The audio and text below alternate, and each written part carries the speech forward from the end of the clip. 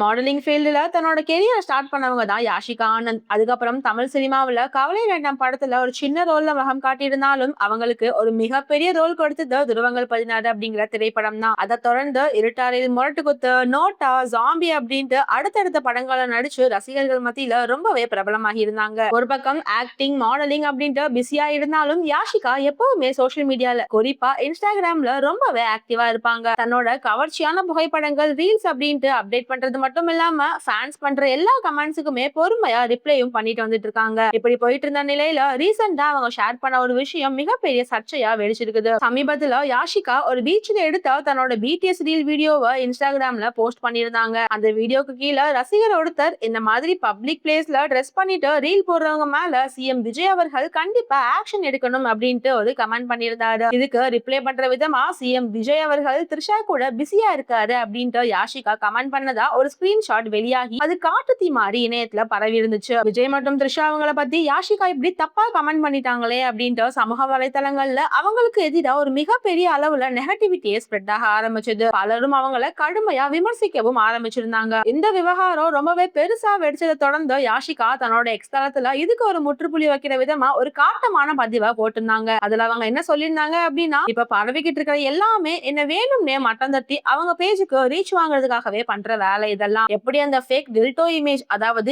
AI வச்சு generate பண்ணி பரப்புனாங்களோ அதே மாதிரி தான் இதுவும் சுத்தமான குப்பை. வெறும் லைக்ஸ்க்காக இந்த மாதிரி கேவலமான பேஜ் பண்றத தயவு செஞ்சு கண்டுக்காதீங்க, கொஞ்சம் கூட நம்பாதீங்க, அப்படியே தட்டி விட்டுருங்க அப்படின்ட்டு ரொம்பவே ஸ்ட்ராங்கா சொல்லியிருந்தாங்க. அதாவது, நான் அந்த மாதிரி எந்த ஒரு கமெண்ட்டுமே போடவே இல்லை, என்னோட பேரை வச்சு யாரோ ஏஐ மூலியமா எடிட் பண்ணி பரப்பி விட்ட ஃபேக் ஸ்கிரீன்ஷாட் தான் அது அப்படின்ட்டு அவங்களோட தரப்பு விளக்கத்தை தெளிவா சொல்லியிருந்தாங்க. ரீச் வேணும், லைக் வேணும் அப்படிங்கிறதுக்காக செலிபிரிட்டிஸோட பேரை இந்த மாதிரி ஃபேக் எடிட்ஸ் மூலமா டேமேஜ் பண்றது இப்போலாம் சோஷியல் மீடியால ரொம்பவே வழக்கமா மாறிடுச்சு. சோ இதெல்லாம் பத்தி நீங்க என்ன நினைக்கிறீங்க அப்படின்ட்டு கமெண்ட் செக்ஷன்ல சொல்லுங்க. மேலும் அடுத்த ஒரு வீடியோல சந்திக்கலாம். அது வரைக்கும் பாய்.